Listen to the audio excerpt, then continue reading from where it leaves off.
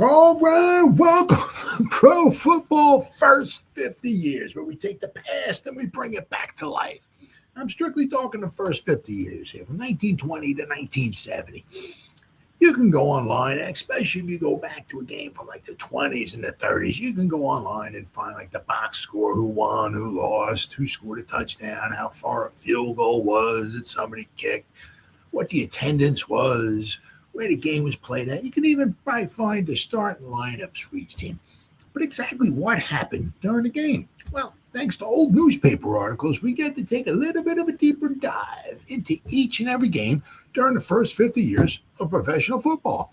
Now, a little news flash here for you. Ain't no fancy videos here or nothing like that. All there is you and me for the next 30 to 60 minutes. If that's all right with you, let's get it on. And today's game, well, exhibition game. Oh, yeah, at the Gator Bowl. The Washington Redskins and the Chicago Bears coming to you live from the Gator Bowl, September 5th, 1959. Now, what a difference time makes. I mean, right around now, I mean, because what 95-week schedule nowadays. I mean, playing so many games with the bye weeks and all that stuff. Right about now, September 5th, we're just about starting the season. Well, this was the third preseason game for both these teams, and they would play an additional 3 weeks of exhibition games. And then, of course, there was only a 12-game schedule back then, 1959, 60, it was still 12-game schedule. In 1961, did they start the 14-game schedule when Minnesota joined the league. But, yeah, so this was the third. So they still, I mean, we're getting into September here in 1959, and they're only at the halfway mark of their exhibition schedule. Now, when we get to the article program, or portion of our program, shall we say, I'll show you another little interesting fact about a game being played, at a neutral site. Sometimes, with the teams back then, they played at like different parts of the country. As I said, I'm going to show you one of those when we get to our articles. But sometimes it was just because, I mean, to be fair, neither one of these teams really had a home, so to speak. Now, the Chicago Bears let's pull up the schedule, shall we? The Chicago Bears would play, they're playing their games at Wrigley Field. And the Washington Redskins would play their games at Griffith Stadium. Now, neither one of these teams really had a home until like almost halfway into October. If you'll notice here, the Bears, they did play kind of a home game, they call it, at Soldier Field, where they played their games since 1971. But up until 1970, they played at Wrigley Field. So you'll notice here, one of their games, it was against the Giants. It was an exhibition game on, oddly enough, 9/11. But it was called a home game, but they played at Soldier Field. It was home because it was in Chicago, Illinois. It wasn't where the Bears played their home games at, though. They played their home games at Wrigley Field. Now, meaning neither one of these teams had a home until almost like halfway into October, was because the Bears shared Wrigley Field, obviously, with the Cubs, and the Washington Redskins shared Griffith Stadium with the Washington Senators. Now, pretty much they didn't play any home games until after not only the baseball season was over, but pretty much after the World Series was over with. Now, neither one of these teams, especially the Washington Senators, had much of a snowball's chance in HEL double hockey sticks of making it to the World Series. But just in case, you'll notice here that the Bears didn't play their first home game at Wrigley Field until October 11th. Now, with the Redskins, they didn't play their first home game at Griffith Stadium until October 11th, I believe it was, right? Against the Cardinals. You'll notice here, I mean, they played Forbes Field, Soldier Field, Briggs Stadium, Bowman Gray Stadium, the Gator Bowl. Then they played Memorial Stadium or Coliseum, the Kezar Stadium. So neither one of these teams really had a home until after the World Series was over with. But this game, no less, would be played at the Gator Bowl. Now, there was not a lot of fans showed up at the Gator Bowl. We'll go over to Gator Bowl in just a brief moment here. But both these teams were kind of going in opposite directions here. The Redskins were in disarray. They would only win, as you see here, the Redskins only win 3 games, 1959, and then they were had the dubious honors of going back-to-back one-win seasons in 1960 and 61. They would not be obviously any type of a winning organization until Vince Lombardi would take over as their head coach in 1969. And then, interestingly enough, if we go to the Bears here, one of their coaches for the Bears was their defensive coach. Of course, we all know who their head coach was, George Halas, but their defensive coach was George Allen. He would come over and he would take over the coach of the Redskins 1971, from 71 to 77. Of course, all 7 of those seasons, they would have winning records. So the better times were ahead for the Redskins, but it would not come for another decade.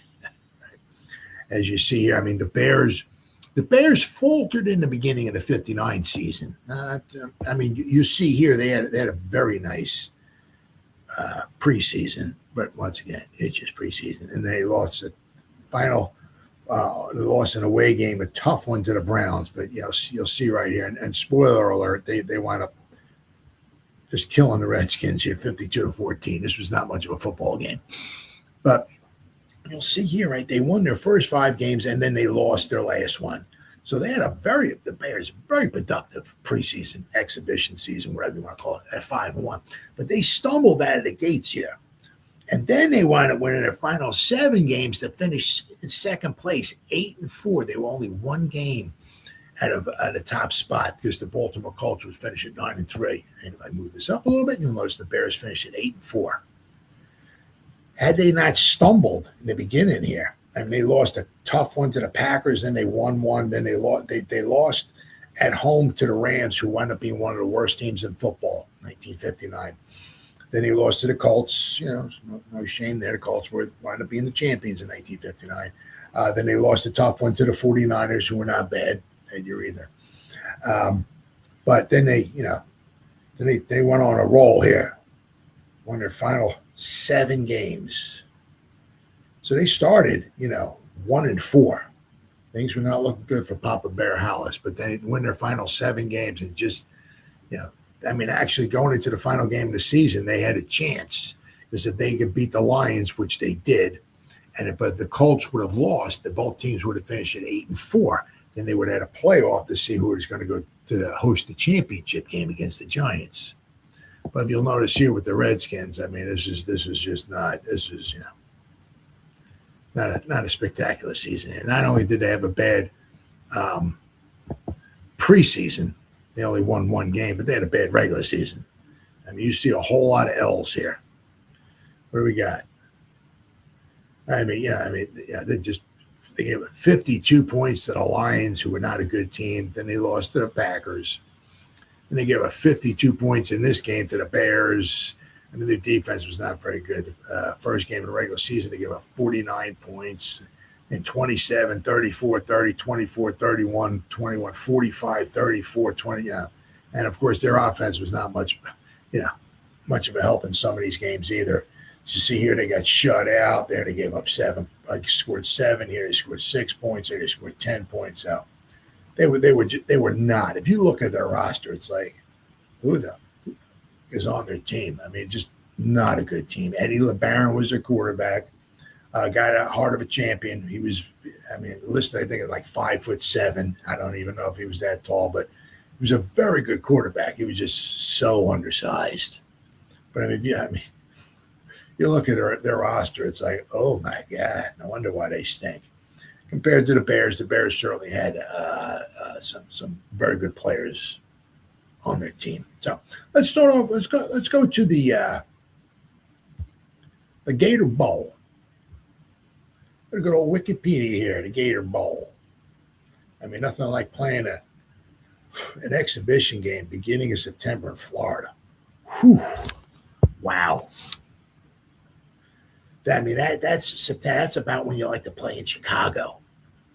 I'm not saying it's 40 degrees or nothing, but playing a exhibition game at the beginning of September, Florida. Whew.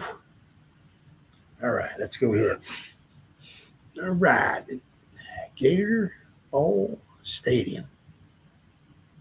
Obviously, and then there was the dreaded Gator Bowl.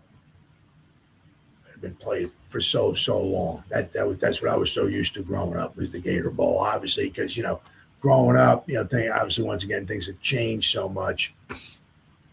There was the Blue Bonnet Bowl. There was the Gator Bowl, the Rose Bowl, the Orange Bowl. The Sugar Bowl. Now it's the Doritos, Fritos, Toilet Bowl, Toilet Paper Bowl. It's all about well, of course, it was about making money back then too. But now it's even more about the money. All right. So the Gator Bowl was an American football stadium located in Jacksonville, Florida, originally built in 1927. All but a small portion of the facility was raised in 1994 in preparation for the inaugural season of the Jacksonville Jaguars, an NFL expansion team that began playing in 1995. The reconstructed stadium became Jacksonville Municipal Stadium, now known as Everbank Stadium. The old stadium and its replacement have hosted the Gator Bowl, a postseason college football bowl game, since its inception in 1946. It also hosted the Florida-Georgia game, an annual college football rivalry game between the University of Florida and the University of Georgia, and was home to several professional sports teams, including the Jacksonville Sharks and Jacksonville Express of the World Football League, the Jacksonville T-Men soccer team, and the Jacksonville Bulls of the United States Football League. Jacksonville's first football venue was built in 1927 and 1928 with a seating capacity of 7,600 people, known as Fairfield Stadium. Its primary purpose was to serve as the home field for Jacksonville's three new high schools, Lee, Jackson, and Landon. At the opening of the stadium, Florida Governor John W. Martin called the stadium the best place in Florida to watch a football game. On January 1st, 1946, the stadium received national attention when it hosted the first Gator Bowl game. The stadium was expanded to 16,000 seats in 1948. So if you'll see here, it hosted the first Gator Bowl game. 1946. So 1946, from 1927, 7,600. So they hosted a bowl game, and it only could hold 7,600 people. Wow. Prior to the 1949 game, the seating capacity was expanded to 36,058, at which it remained until 1957. Then it went up to 62,000 for this game here. And wasn't no 62,000 people in the stands for this game. But from 1957 to 1973, it went up to the seating capacity went up to 62,000. From 74 to 83, for a 10-year period here, it went up to 72,000. And from the final 10 years, from 84 to 94, it went a little bit over 80,000. But what I also love It's outdoors. It's in the weather elements, whatever weather elements they got. Maybe some rain, but it was on natural grass. Gotta love it. The stadium was home to the World Football League's Jacksonville Sharks in 1974 and Jacksonville Express in 1975. It was the home of a North American Soccer League team, the Jacksonville T-Men, from 81 to 84, and then the United States Football League team, the Jacksonville Bulls, from 84 to 85. The stadium was the site of the Gator Bowl from 49 to 1993. It also hosted the annual Florida-Georgia game between, obviously, Georgia and Florida, from 1933 to 1993 for 60 years. The 1950 Senior Bowl, the first game in that bowl's history, was also played at the stadium. The Gator Bowl hosted the 1968 and 1969 AFL All-Star Games. Or in other words, basically the last two AFL All-Star Games. The Beatles were there. Beatles played a concert at the Gator Bowl on their first American tour on September 9/11, 1964. When the Beatles found out that the concert was going to be racially segregated and the black audience degraded, they refused to play there unless they allowed the audience to be desegregated. Good to hear. As black people had the freedom to sit where they liked. Oh, in Europe. Paul McCartney went on record about their disapproval of the situation and their lack of understanding of segregation in the first place. The concert was held the day after Hurricane Dora struck St. Augustine in Jacksonville. Wow. Most of Jacksonville was out without electricity, and power was not restored for several days. Despite the hurricane, 23,000 fans attended, paying $4 and $5 per seat. During the concert, Ringo Starr's drum kit was nailed to the stage because of the 45-mile-per-hour winds. Wow. So basically, they're almost playing in a hurricane. Unbelievable. The historic structure was almost entirely razed in 1994 as part of a massive remodeling effort, which essentially built a new stadium. The new stadium was renamed Jacksonville Municipal Stadium, currently named Everbank Stadium. Almost none of the original infrastructure remains, except for the west upper deck, which had been added in 1982, and the ramping system. While Jacksonville Municipal Stadium was being constructed, the Florida-Georgia game alternated between the two schools' home stadiums, with Florida's Ben Hill Griffin Stadium in Gainesville hosting in 1994 and Georgia's Sanford Stadium hosting in 1995. The 1994 Gator Bowl was also held in Gainesville. Both games returned to Jacksonville the following season. And here's a picture right down here, if you can see. The Beatles performing at the Gator Bowl. Ringo Starr's drum kit being nailed to the stage in 1964. Wow. Year I was born. All right, so let's take a quick pick here. Quick look-see, or peek or a look-see at the Gator Bowl. Let's get some pictures going on there. They got a couple of pictures from show you like the aerial views, how it had kind of grown over the years, shall we say? All right. Now this one here. See if I click on it, it's not gonna. Maybe if I can. Whoops! Right there. That's what it looked like in 1954. See this big, down here, this big. It's like they took stands and they just kind of like stood it on its end, basically. Okay, and you got this here, and then down here is like hardly anything. Very, very small. Like it's not connected. Now, pretty much it looks the same. This is a 1961, I believe it is. This is where are we at here? The first one was from 54. Yeah. The first one I showed you was in this 54, the smaller one. This one here is 1961. See, Gator Bowl.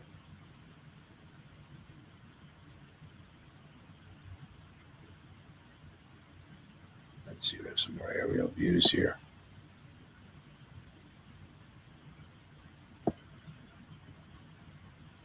You got old Gator Bowl Stadium with a view of the new Hart Bridge behind it. But you see, right, they started, see how it got connected? Right, you had the seating on the side, but then it got connected here.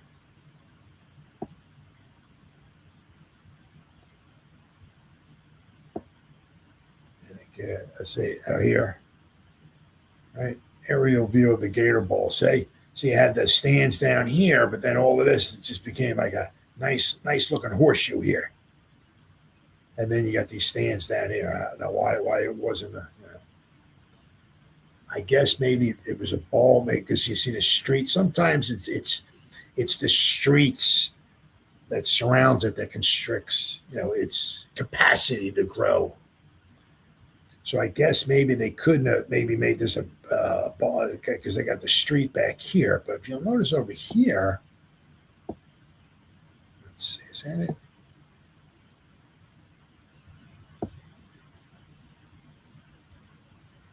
Here's another view, right?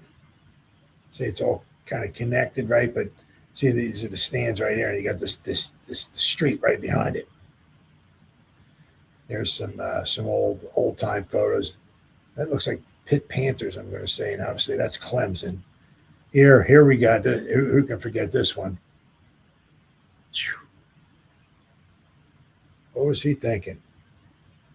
Woody Hayes. What was he thinking? This is a good game. He intercepted a pass, basically winning the game.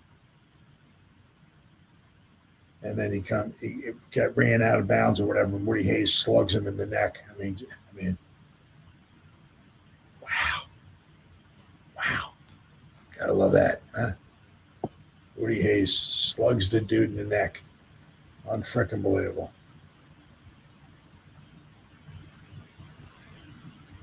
He just got some, obviously. Here's an old one right here. Of course, you can't see it. There we go. Here's 67 Gator Bowl. Penn State, and I'm not sure who that is. Not that it really matters. Oh, Florida. I'm going to say Florida. Possibly Florida. But this is, I'm sure that's, I'm sure that's Penn State.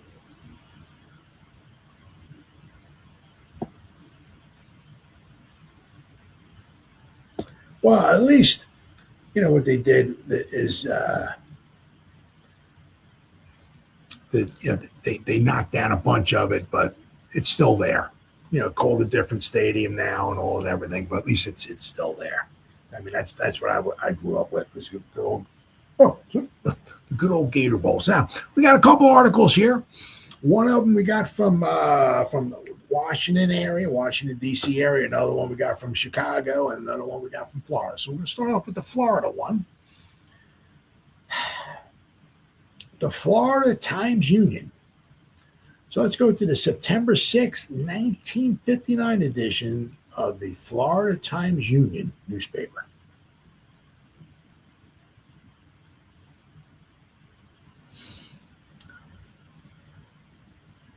So I got to find it. Here we go.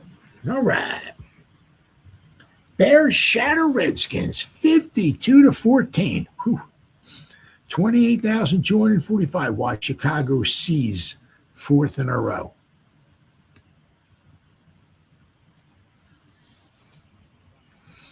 Former University of Florida star Rick Caceres. Now I'll tell you what, the Bears, they didn't have much of a I guess maybe much of a passing game or not like that. But I'll tell you what, they had some good running backs back then. Man, they had some good running backs back then. Let me refresh this page here. Okay, here we go.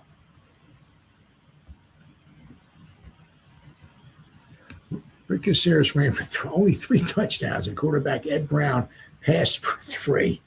as the Chicago Bears handed the Redskins a leisurely 52-14 thrashing before 28,245 fans in the 5th annual Jackson Charities Pro Football Exhibition in the Gator Bowl last night.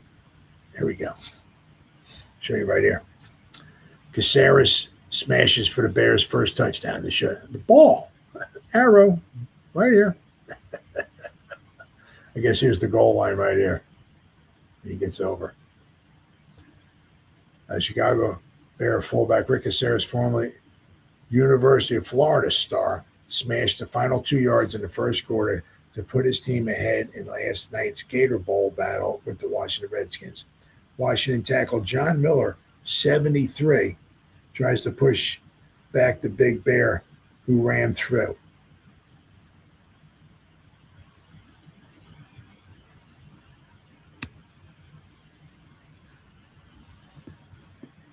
It was the 4th straight preseason triumph for the Bears, who last year finished in a second-place tie with the Los Angeles Rams in the Western Division of the National Football League. For Washington, it was the 3rd and worst setback in four 1959 exhibitions.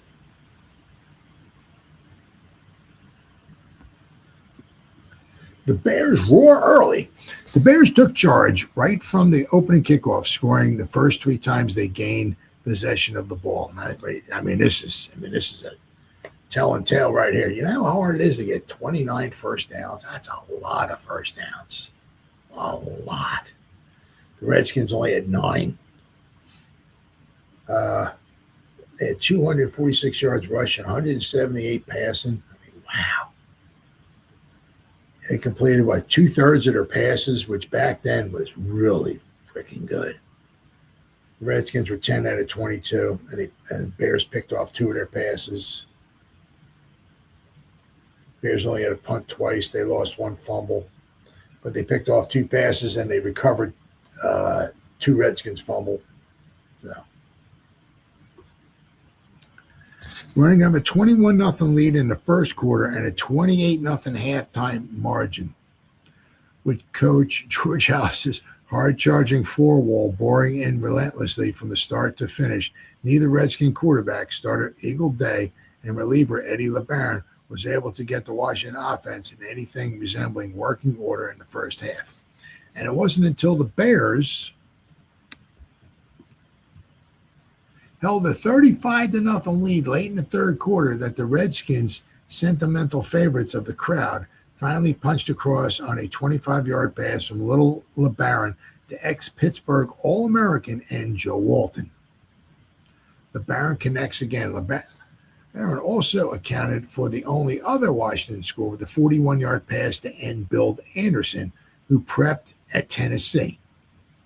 Caceres, returning to the scene of his many stellar performances as an undergraduate at Florida, got the first 2 Chicago touchdowns, one on a 2-yard slice over guard and the other on a 52-yard ramble up the middle.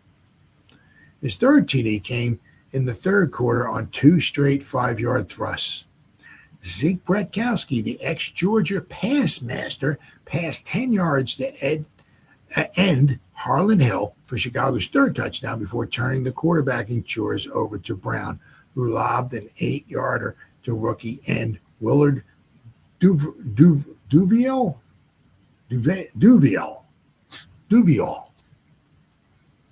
of Southern SMU for the Bears' 4th touchdown just before the end of the first half.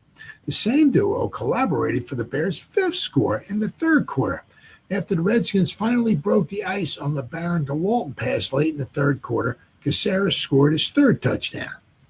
Rookie end John Aveni of Indiana, who was to kick 7 straight points after touchdowns before the evening ran its course, opened the 4th quarter with an 11-yard field goal before LeBaron an 11-yard field goal. Wow. Before LeBaron threw to Anderson for Washington's 2nd and final score.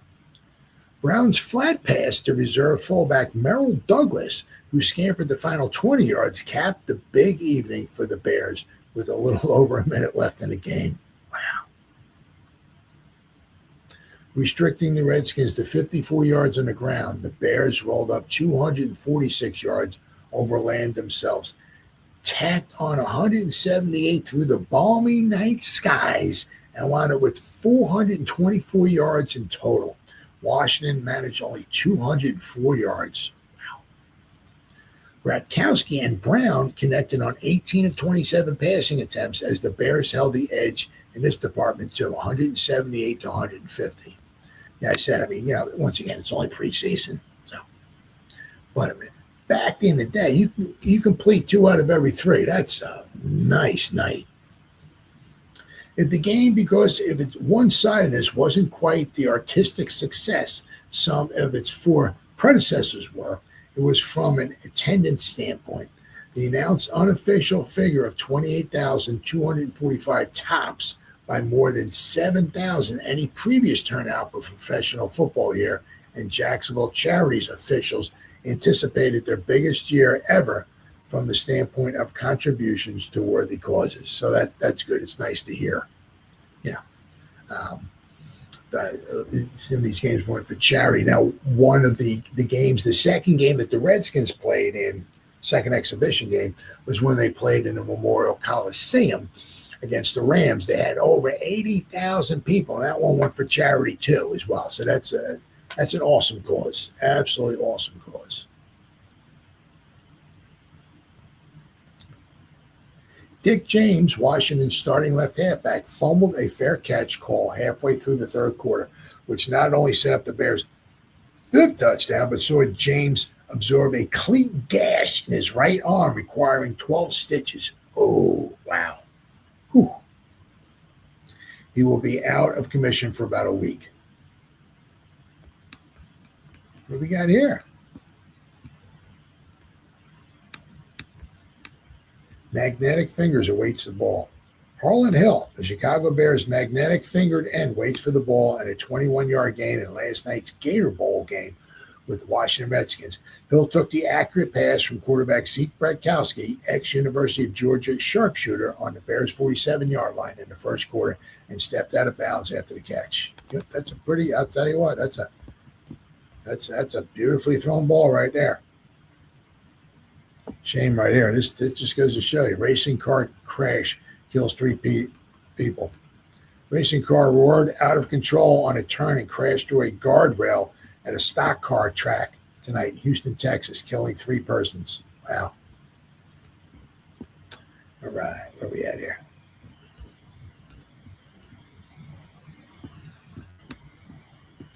The Bears left immediately after the game for their Rensselaer, I'm going to say. Or Rensselaer, Indiana training camp to start preparations for their match with the Giants in Chicago next Saturday night. That was the one being played at Soldier Field. The Redskins, who have been here for a week, leave at 2:30 this afternoon for Winston-Salem, North Carolina, and then attempt to get back into the preseason win column at the expense of the Green Bay Packers next Saturday. Last night's game was televised coast to coast by ABC TV, but was blacked out in the North Florida and South Georgia regions. The Redskins flubbed the chance on the opening kickoff when Sam Baker's onside kick was recovered by Washington on the Bears' 45. Wow. Only to have the play recalled because of an offside penalty.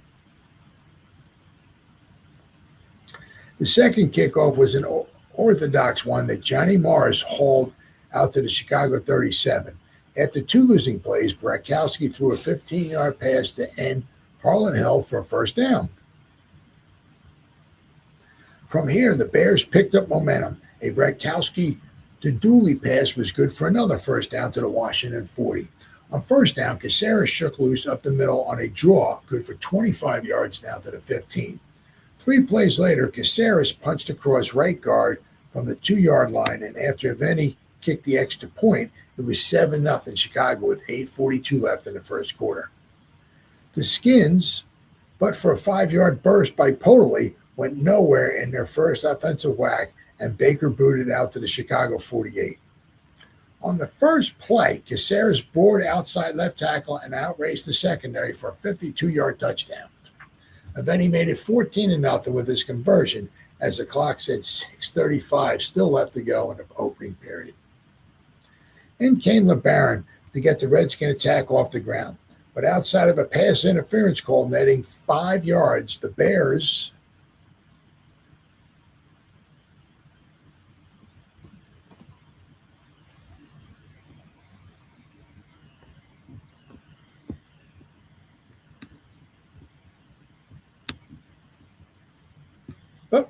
we got here.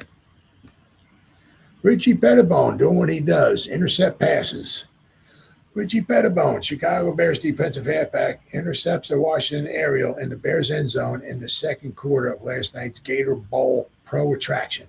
The pass thrown by Washington quarterback Eddie LeBaron was intended for Redskin halfback Jim Poterly. The Chicago Bears won the game 52-14. There you go.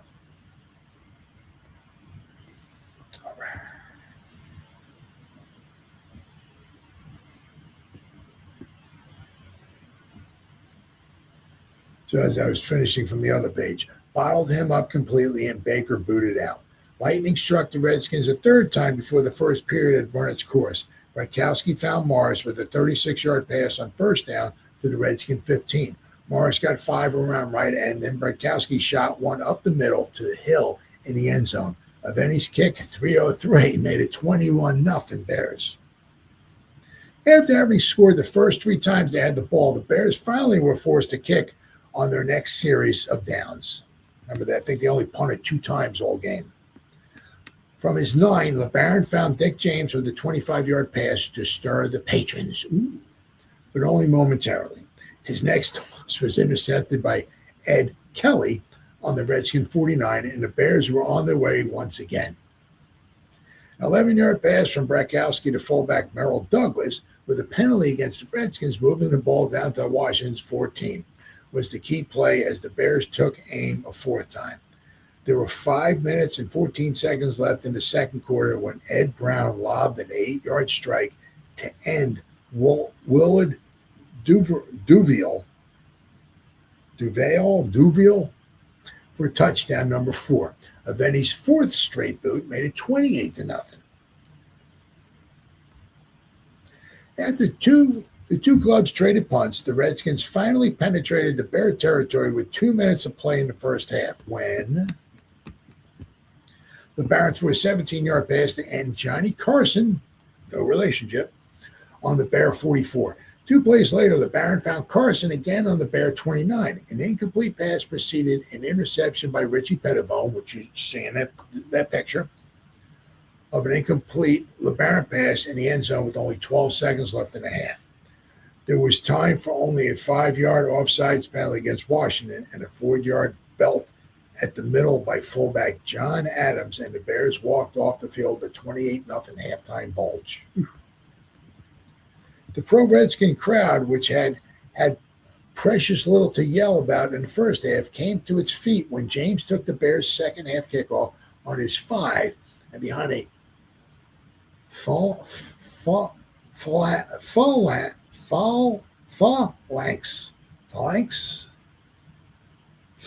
of blockers. Swept 53 yards upfield to the Bear 42, where he was clawed to the turf. But again, the attack bogged down. LeBaron squirmed 7 yards around right end on 4th down, but fell short of a first down by inches, with the Bears taking over again.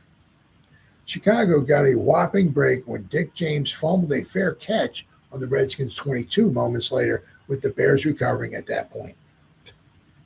With Brown now running the offensive show from the quarterback, the Bears chopped out telling chunks of yardage on the ground and moved effectively through the air to the Redskin 2, where Brown pitched to Duviel for the touchdown. Aveni made it 5 for 5, and with 7:30 remaining in the third quarter, it was 35-0.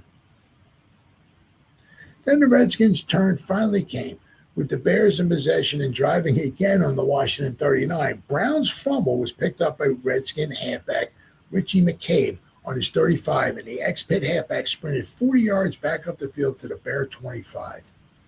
On first down, LeBaron nailed Walton with a touchdown pass. Baker kicked the point, And with 4:07 left in the third quarter, it was 35-7. The Bears shrugged this one off with a 75-yard drive in 7 plays for their 6th touchdown. 42-yard pass from Brown to end Bill McCall carried to the Redskin 10, where Caceres in 2 line plunges into the line went across. Then he converted, and it was 42-7 Bears at the end of 3 periods. A fumble recovery after a completed Redskin pass early in the fourth quarter gave the Bears the ball on their 48. Douglas sailed 28 yards around end on a pitch out to the Redskin 38 after the Bears had absorbed a 15-yard penalty.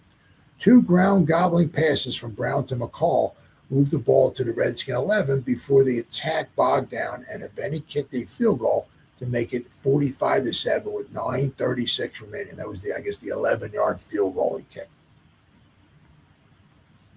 Less than 4 minutes later, the Redskins capped a 71-yard push with LeBaron passed 41 yards to Anderson for a touchdown. Baker booted the extra point, and at the 6:09 mark, it was only 45-14. But there was more to come. The Bears took the next kickoff, and with Brown directing the attack again, headed upfield, deftly mixing his shots. Brown moved the Chicagoans fast and relentlessly. Touchdown number 7 for the Bears came with only 1:06 remaining when the Bears' flat pass was taken by Douglas and hauled the final 20 yards. Aveni maintaining a perfect average, again kicked point and the Bears and the final score was 52-14. Wow.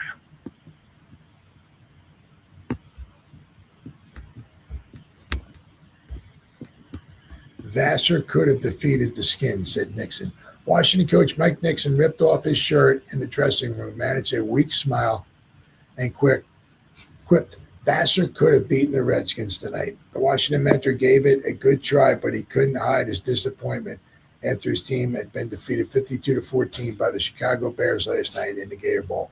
We really got thrashed, he declared as he watched his Redskins file silently into the dressing room. We made a lot of mistakes, and every one of it we made hurt us. I'm only glad it happened now instead of after the season started. Their 8-man line with the linebackers charging was just too much for us to handle. They came in so fast we didn't even have time to throw over them. Asked if he was aware the Bears concentrated their passing attack at rookie wingback Ben Scotty, the disappointed Nixon said, "We expected that. They always pick on the rookies, but that's the only way a guy can learn.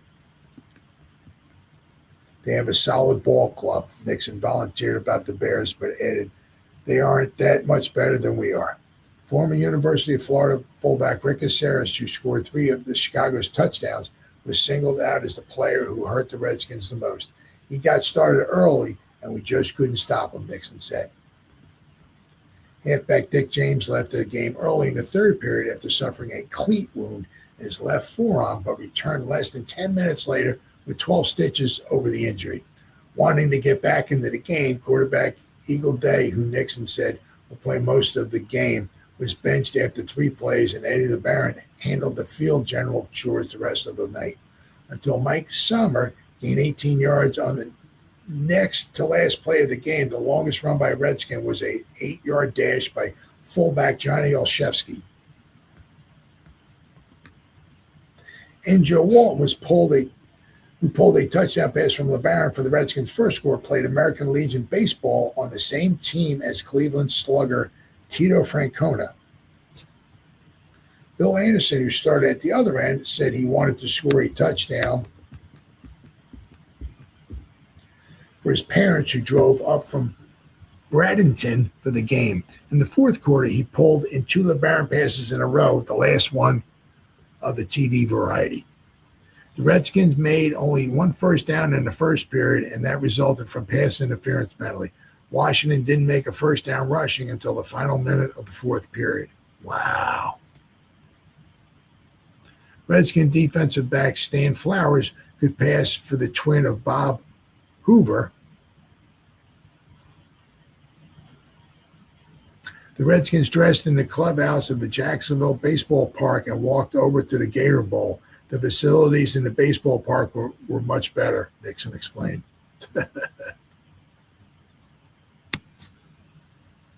Ralph Guglielmi, or the Googe, as I call him, former Notre Dame All-American who suited up for the game last night but didn't play because of a bruised thigh, has missed both the Redskins exhibition games due to injuries.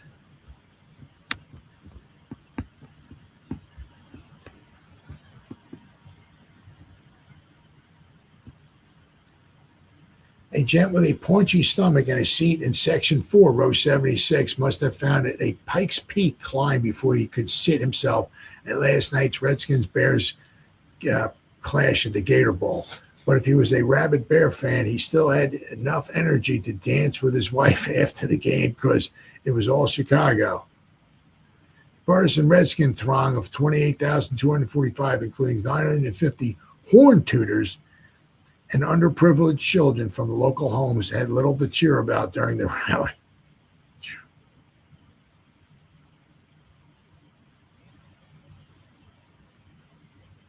But the spectacle professional gritters exhibiting their wares under the bright gleaming lights of the new Gator Bowl was a fitting way to launch a 1959 football season in Jacksonville. And oh yes, the cars still lined the Matthews Bridge 35 minutes after kickoff. The bands were still as stirring as they were in 1958, and the majorettes still eye-catching. About the only thing new to the report on football in 1959 is that pizza pie sales are up 23%. Wow, there you go. The fans paid over $96,500 to see the pros play, and advance ticket sales boomed to $20,993, which was more than the $20,971 which witnessed the Skins-Eagle game the same place last year. All right. Okay, so now we got, let's see here. Now we got the Chicago Tribune. So we're going to go to the September 6, 1959 edition of the Chicago Tribune.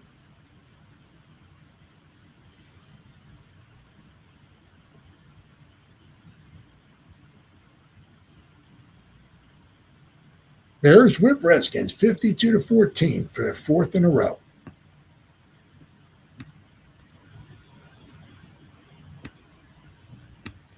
Whoop, whoop. All right, here we go. Chicago Bears, undefeated in their three previous exhibition football games, met the Washington Redskins before 15,000 Saturday night. Well, that's wrong. Because we saw, I don't know how many times they said it was over 22,000 there. So somehow, I don't know. They said there was only 15,000 there. Zeke Bradkowski made his second starting appearance of the year at quarterback for the Bears, who were playing the final tune-up game before next Friday night's Armed Forces benefit battle with the Giants in Chicago at Soldier Field. Field goal by John Aveni and a 20-yard pass, Ed Brown to Jack Douglas in the fourth period made the final score 52-14.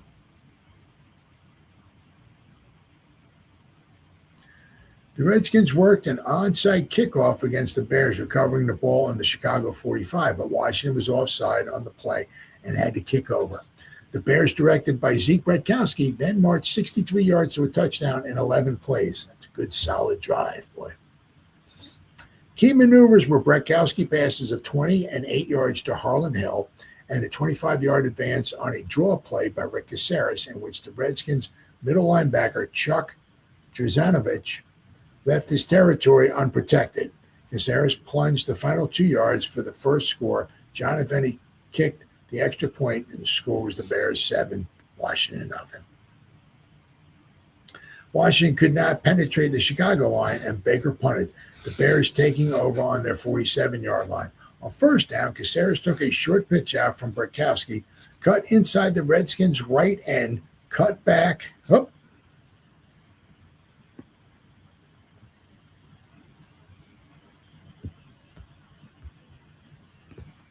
Let's go here. Let's see here.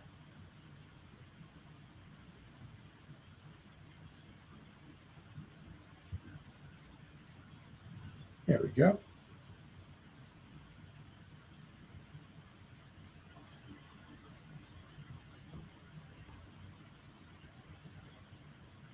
cut back to the middle of the field and ran 53 yards to a touchdown. And then he added the extra point. It was 14-0 Bears. Now, in the other papers, I think he said it was a 52-yard run. So, one again, it is what it is, right?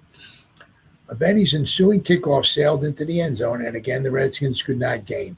Baker punting. With the ball on the Bears' 48, Bratkowski and Johnny Morris collaborated on a 36-yard gain on a pass play. Morris added 5 yards around the end to the Redskin 10. Bratkowski then arched a pass to Hill deep in the end zone, and the lanky Bear end gathered it in for a touchdown. Benny's extra point kick was good, and the score was 21-0. Line plunges of 5 and 9 yards by Caceres put the Bears on their 46. Bratkowski threw 11 yards to Jim Dooley on the Washington 43. The Bear drive folded up, and Ed Brown's punt was down by Dick James on the Redskin 12. Eddie LeBaron threw 25 yards to James on the Washington 34. On first down, Jack Johnson made a diving interception of a LeBaron pass, giving the Bears possession on the Redskin 49. Bratkowski threw to Merrill Douglas on the 29, and a penalty on the Redskins for illegal use of the hands with the Bears to the Washington 14. Wow, it's a 15-yard penalty, huh? Wow, legal use of the hands, 15-yard from the 29 down to 15 for legal use. Wow.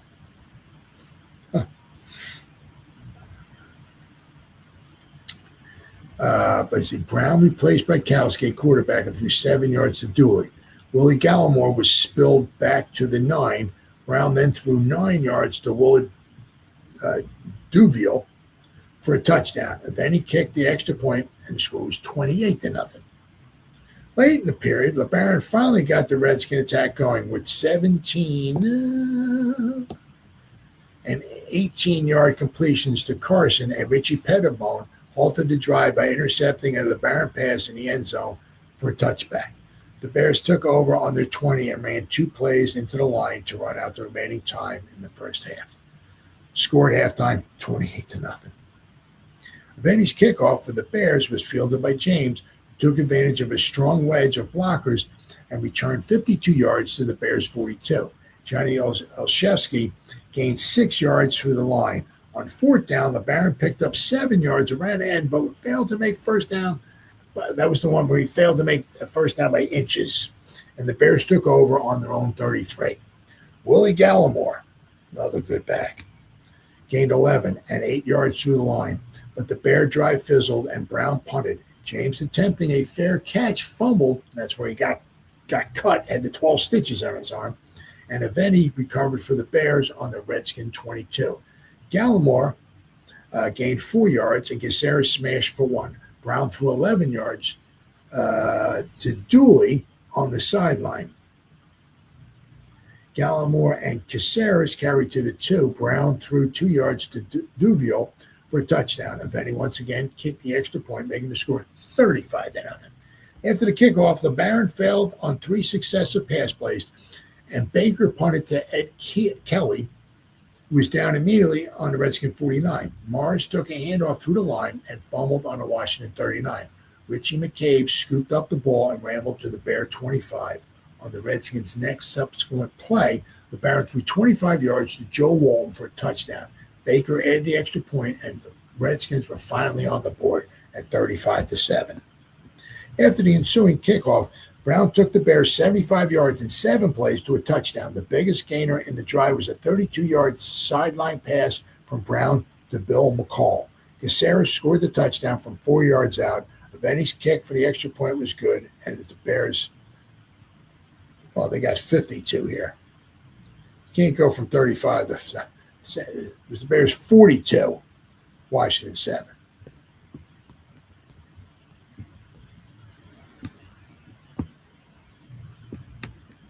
Oh. I guess that was it.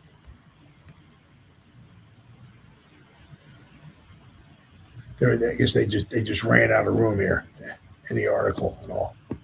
I guess that's it. So, because it's got the score was 35-7, then the Bears scored another touchdown to make it so. But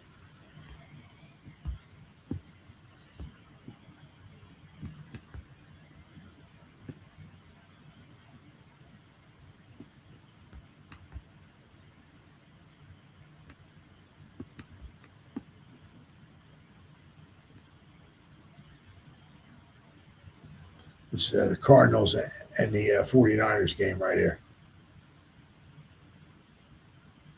All right. Okay, so that was that. And then we got one more here. This is from the Evening Star, Washington, D.C.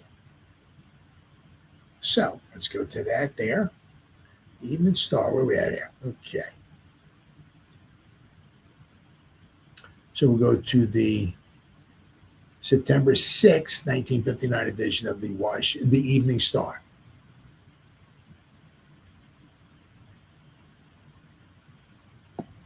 Let me see if I can refresh this page here. Hopefully I can.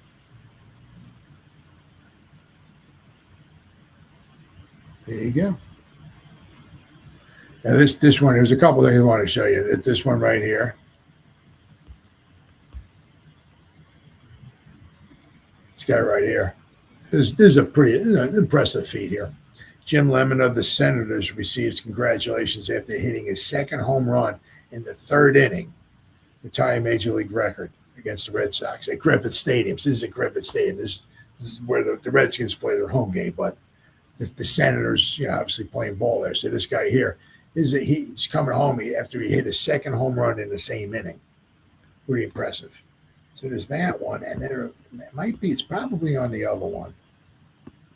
The next page, I guess, is another page here. Yeah, I'll show you something else. The swift striking Chicago Bears, paced by the running of Rick Caceres and the passing of Zeke Bratkowski and Ed Brown, outclassed the Washington Redskins 52-14 in an exhibition before a crowd of 28,245 in the Gator Bowl.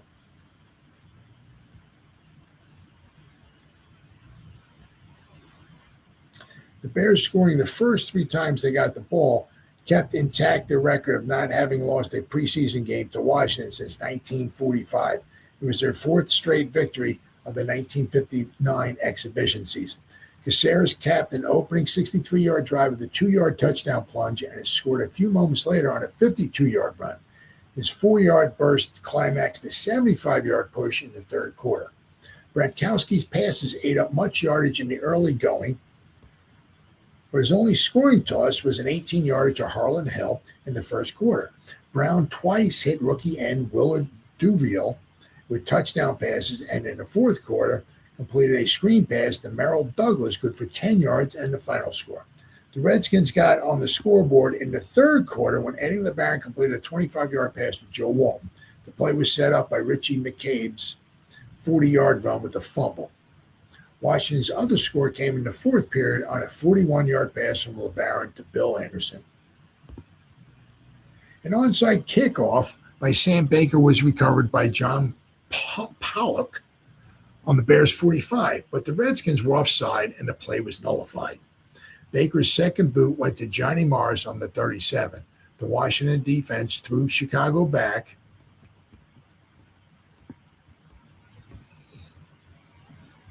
to its 30, but Zeke Bratkowski's pass to Harlan Hill gave the Bears the first down on the 48.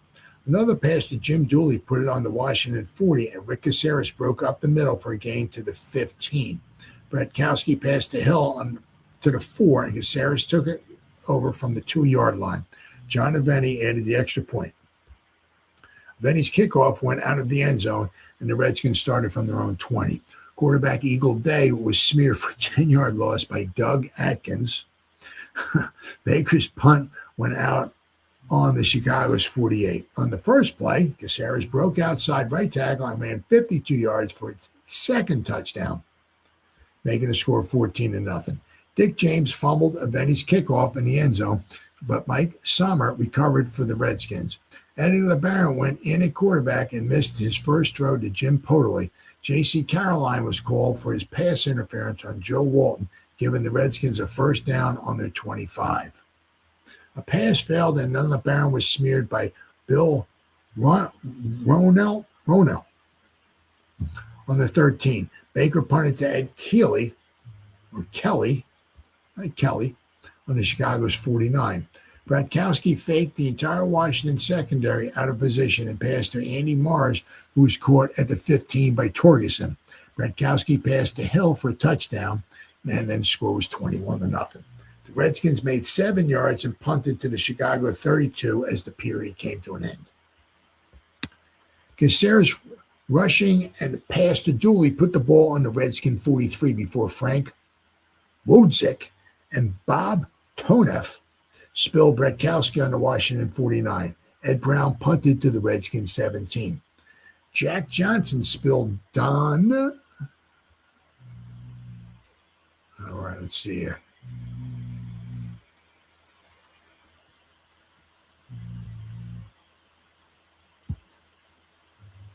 Now this is slow here, so.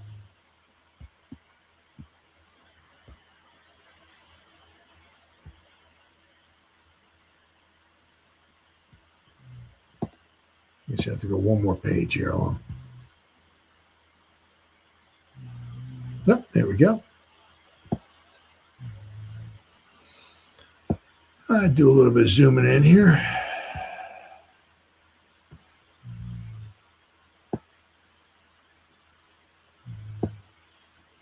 All right, a little more zooming. All right, Don Bossler on the 9-yard line on the wide pass from LeBaron. LeBaron passed to James on the Redskin 34, but on the next play, a pass bounced out of Johnny Carson's hands and Giants intercepted on the Washington 49. Caceres rushing and Bratkowski's pass to Merrill Douglas put a penalty against the Redskins for illegal use of hands, moved the ball to the 7. Brown came in at quarterback and after a brief delay passed 8 yards to Willard Duviel for a touchdown, making the score 28-0. A punt exchange gave Washington the ball on its 39. The Barons passed to Carson on Chicago's 44. Another pass to the same end put the ball on the Bears' 29 with 12 seconds left. A LeBaron pass intended for Carson was intercepted by Richie Pettibone in the end zone. James returned the kickoff to the Chicago 42, starting the beginning of the second half. Johnny Olszewski in at fullback got 6, but Joe Fortunato nailed Sommer for a 4-yard loss. LeBaron was inches short on a 4th down try, and the Bears took over on their own 32. Willie Gallimore picked up 20 yards, but the Redskins threw the Bears back to their own 41. Brown punted to James, who fumbled trying to make a fair catch. Aveni recovered for Chicago on the Washington 22. 6 plays later, Brown passed 2 yards to Duviel for a touchdown, making the score 35-0. Redskins couldn't gain, and Baker punted to Kelly, who ran into Stan Flowers at midfield. The Bears worked the ball to the Redskin 39 before Morris fumbled. Richie McCabe picked it up and ran 40 yards down to the Bears' 25. On the next play, LeBaron passed to Walton behind Pettibone in the end zone for the touchdown. Baker's kick made the score 35-7. Gallimore returned Baker's kickoff to the 25, then broke away to the Bears' 48. Brown passed to Bill McCall on the Washington 10. 2 plays later, Caceres hit over right guard from the 4 for a touchdown. The kick was good, extra point was good, and the Bears' score mounted to 42-7. Sommer took the kickoff from the 10 to his 33 as the quarter ended. Olszewski got 8 in a trap play. The Barons' pass to Carson was fumbled and recovered by the Bears on their 39. A 15-yard holding penalty against Chicago was offset by Douglas's 28-yard run to the Redskin 42. Brown passed to McCall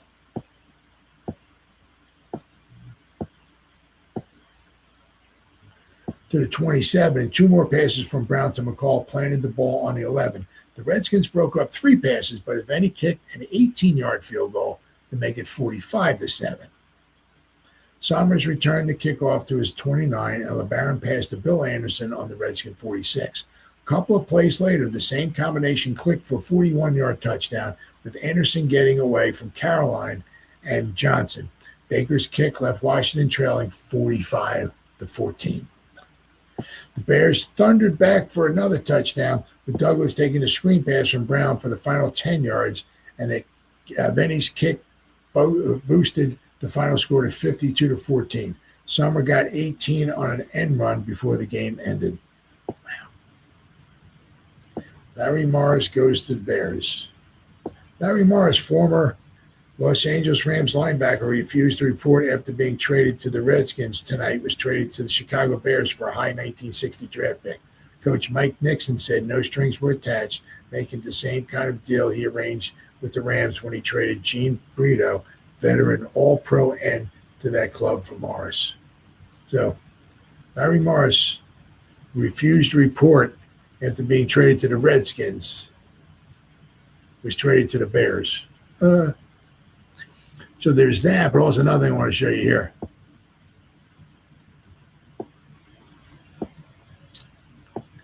Find it here.